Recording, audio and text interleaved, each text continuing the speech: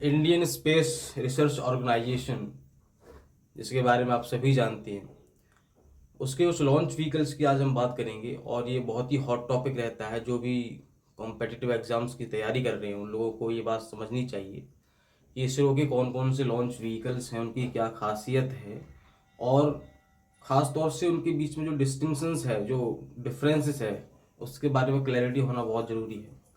तो आज की इस वीडियो में हम इसरो के कुछ लॉन्च व्हीकल्स की बात करेंगे और बहुत ही लेमन टर्म्स में, बहुत ही आसान भाषा में समझने का प्रयास करेंगे। ठीक है। पहला लॉन्च व्हीकल जो है दैट इज PSLV। अगर इसकी हम बात करें तो इसकी फुल फॉर्म है पोलर सैटेलाइट लॉन्च व्हीकल, और ये थर्ड जनरेशन का लॉन्च व्हीकल है इसरो का। और 1990s के दशक में इसको डेवलप किया गया था, 1990s के दशक में। और इसकी एक खास बात यह है कि इसे इसरो का वर्क हॉर्स कहा जाता है ना। ये बहुत ही फेमस टर्म है, इसको याद रखना, वर्क हॉर्स।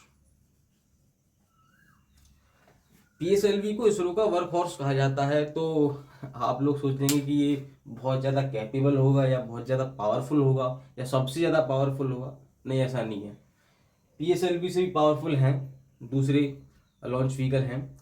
इसको वर्क हॉर्स कहने का जो रीज़न है वो ये है कि जितना काम इसने किया है ना, उतना काम किसी दूसरे लॉन्च व्हीकल ने नहीं किया है ना। इसने बहुत से मिशंस को अंजाम दिया। इसने जितनी उड़ानें भरी हैं, सफल उड़ानें, उतनी किसी दूसरे लॉन्च व्हीकल ने नहीं भरी। इसीलिए इसको इसरो का वर्क हॉर्स कहते हैं।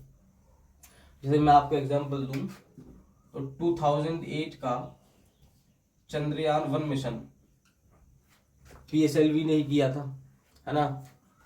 2013 मार्स ऑर्बिटर मिशन, ये भी PSLV ने किया था।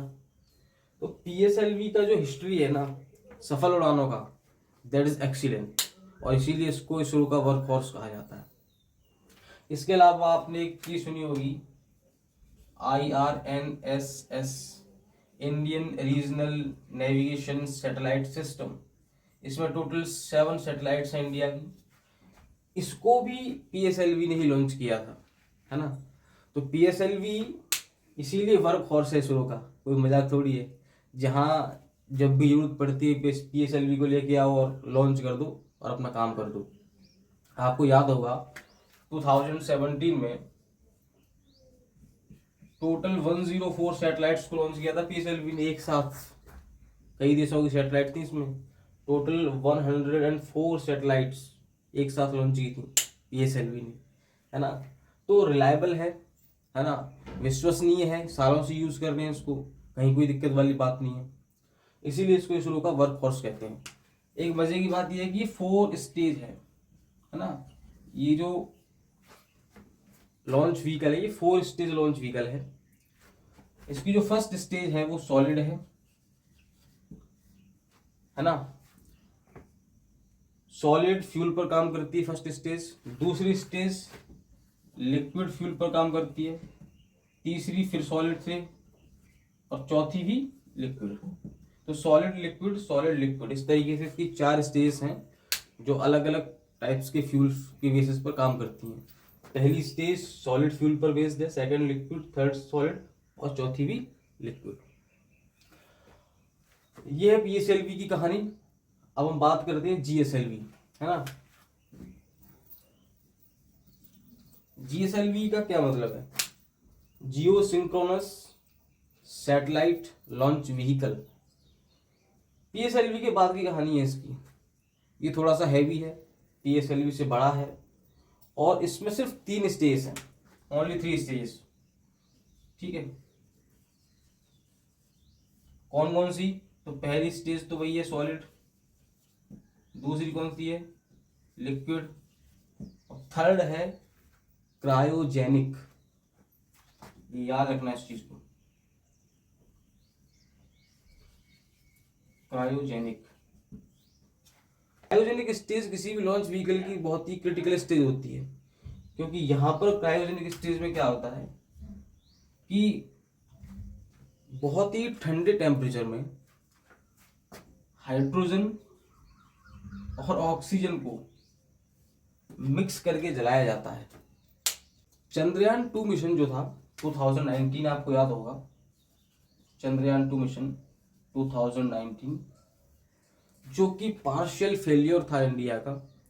आपने वो वीडियोस भी देखी होंगी जिसमें प्राइम मिनिस्टर मोदी जी उस समय के जो भी इसरो चीफ थे, इसरो के चेयरमैन थे, उनको गले लगा करके सांत्वना दे रहे थे, कोई बात नहीं, अगली बार फिर से देखेंगे, है ना।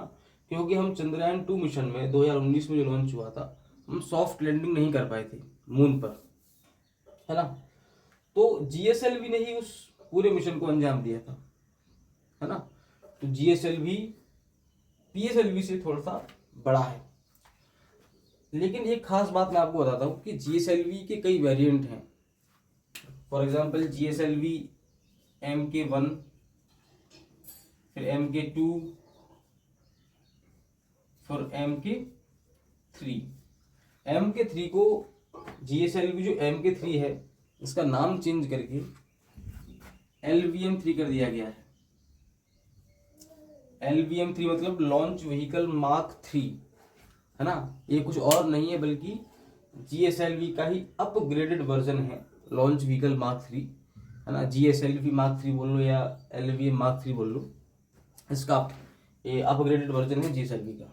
इसकी capacity that is around something 4 tonne वजन का कोई भी सैटेलाइट या बहुत सारे सैटेलाइट जिनका टोटल क्यूमुलेटिव वजन वेट 4 टन के आसपास है, तो उसको ये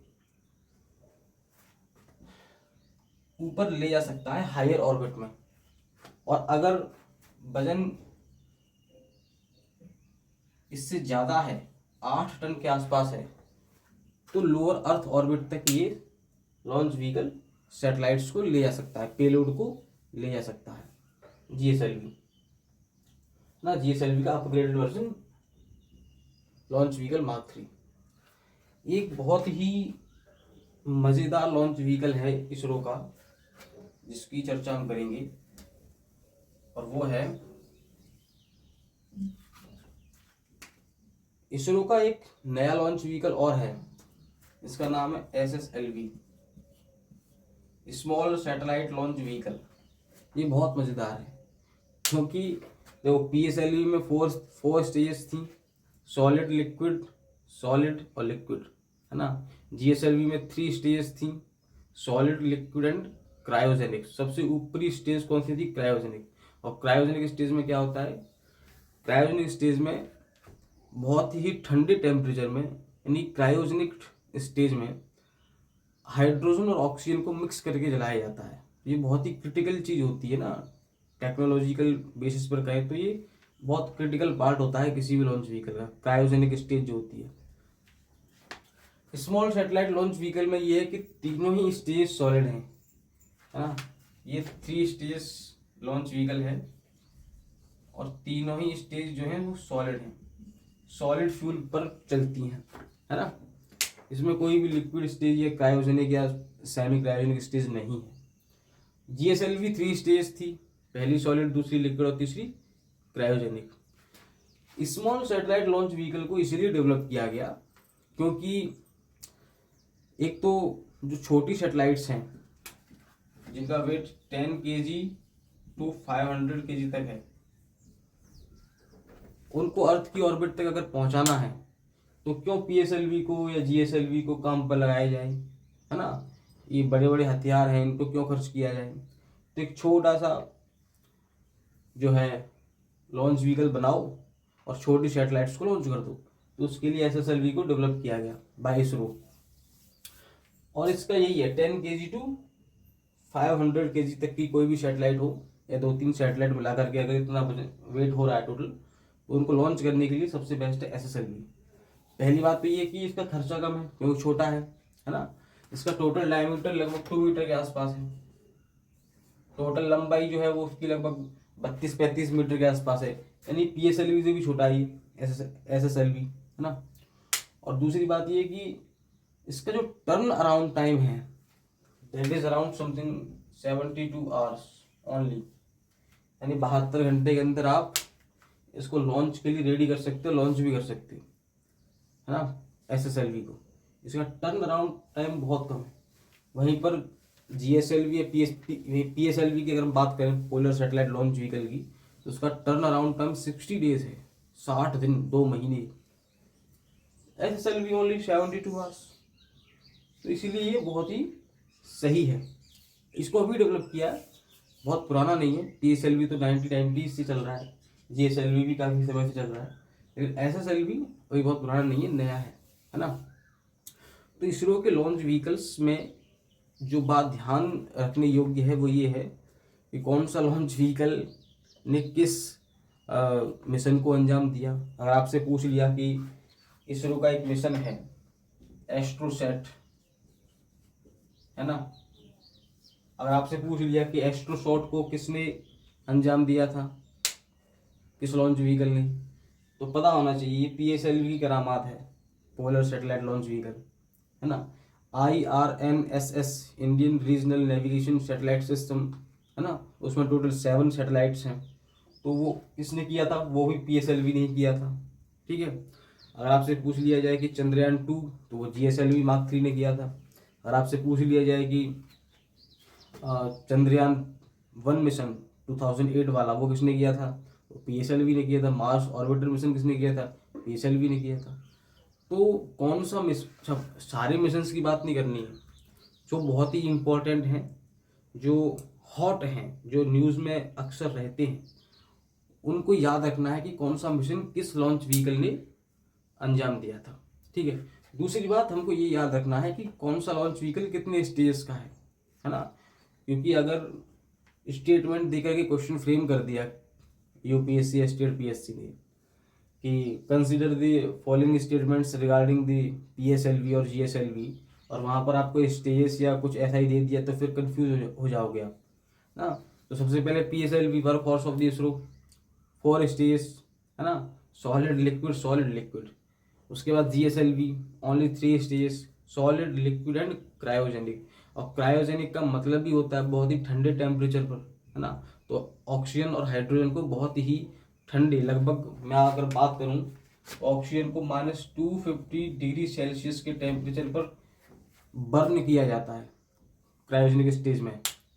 जो GSLV की जो क्रायोजेनिक स्टेज है सबसे ऊपर वाली, उसमें ऑक्सीजन को -250 डिग्री सेल्सियस पर बर्न किया जाता है, समझ रहे हो।